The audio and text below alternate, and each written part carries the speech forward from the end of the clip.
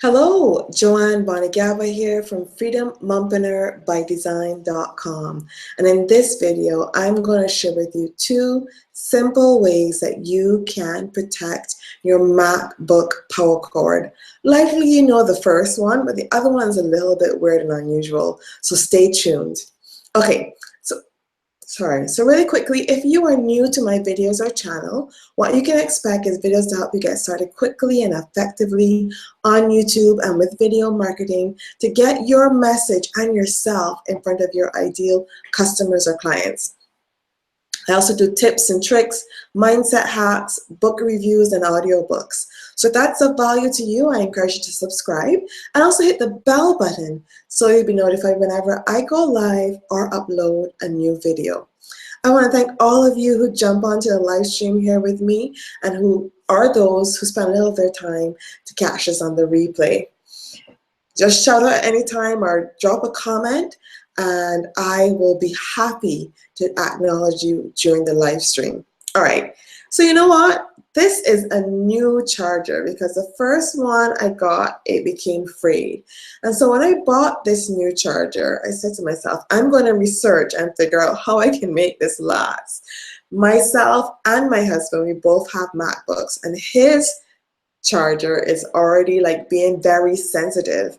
So to me, on the cable, there are two key points that need to be protected. It's right here at the beginning and also right here as it enters the power box. All right, so these are two simple ways. The very first one is wrapping your cord correctly. So yes, there is a way to wrap the cord so that it minimizes the strain that you put on these ends. And it's really simple. So you start with the big cord first. I'm just going to push back so you can see this. So you start with the big cord first and you wrap it around. Let me untangle my cords. And you wrap it around up and down a couple of times. So I'm going to do, let's say, 3 times on this side.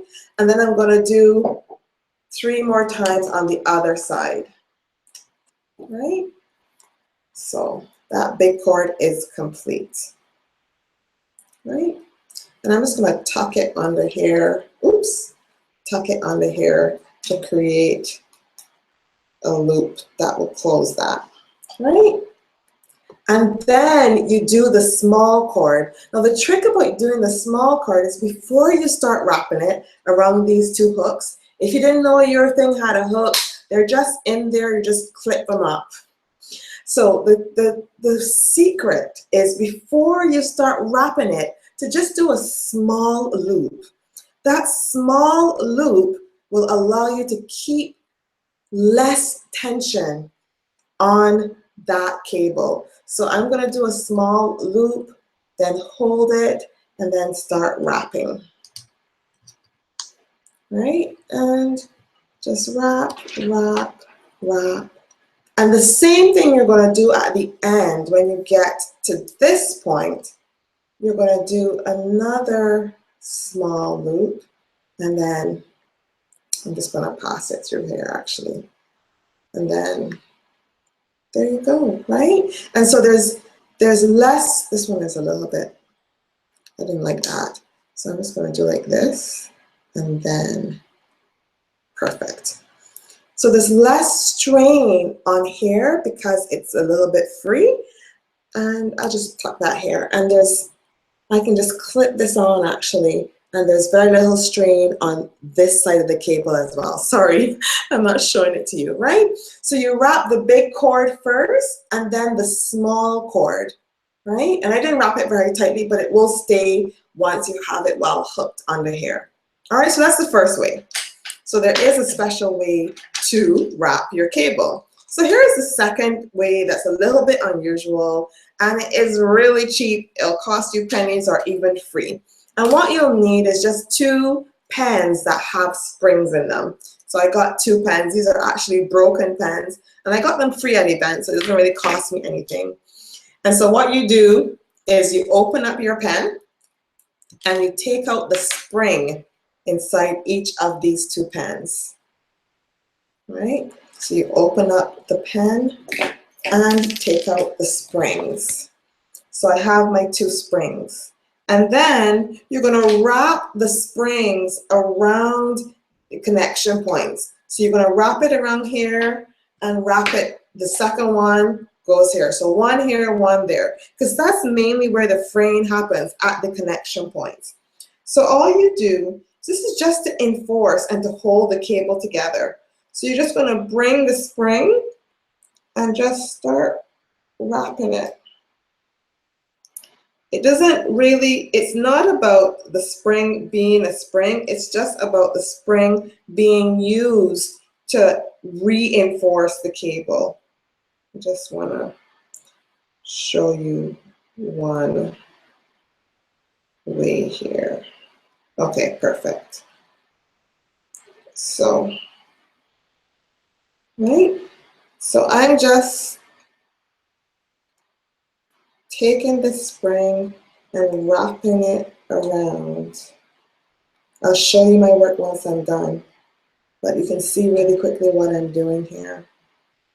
You just wrap it around and wrap it around. And when you get to the end, you're just gonna keep wrapping it until, you know, the entire spring is on this cord. Oops. The end can be a little bit tricky because it starts to get a little bit tight. Just keep wrapping.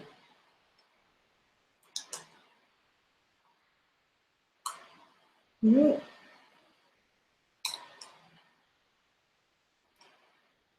And there we go. And one more wrap. Almost there.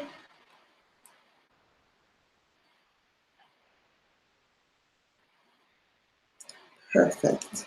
Right? And so what happens is you have this reinforcing wire with the spirals from the spring helping you to wrap it closely on the cord.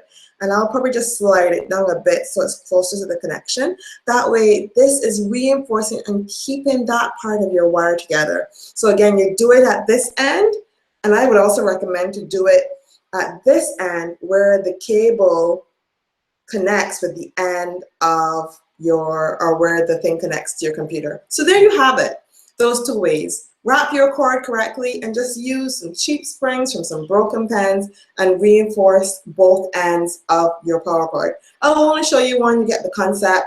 I'm going to do the second one off camera. JoAnne Mbonigaba here. If this was of value, I'd love a like and check out my other videos, and I'll see you in the next one.